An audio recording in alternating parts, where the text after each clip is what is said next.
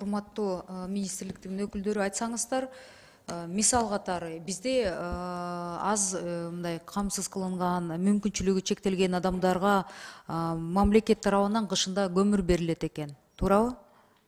Силердин министрлигиңердин аркылуу да?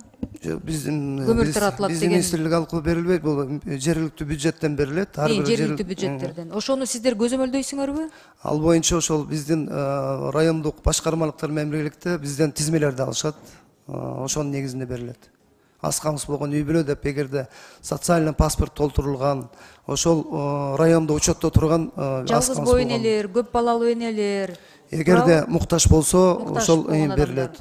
Ушул боюнча, ушул 1-май району боюнча көзөмөлгө алып коюңуздарчы, абдан көп арыздар келип атат. Кайрылсак, чыныгы муктаж болгондор биз албайбыз дейт. А бирок ошол мамилелери жакшы болгон адамдар алып калып атат деп, мына мен экинчи жолу көтөрүп атам да.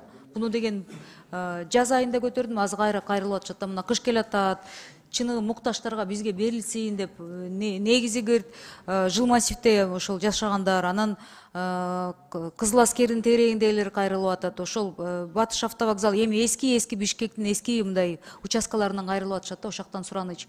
Көзөмөлгө алып карап коюңуздарчы. Анан мүмкүн болсо жазуу түрүндө кандай критерийлер менен кантип тандалат, анан тизмелери болсо берип коюңуздарчы. Мен ошо бир өзүм тааныган, мага кайрылган адамдарга ошол тизмелерди мындай берип коеюн да, мамлекетте ушундай тизме бар экен. Сиз ошо киресизби, кирбейсизби, өзүңүз барып тактап алыңыздар дегенде бололу да.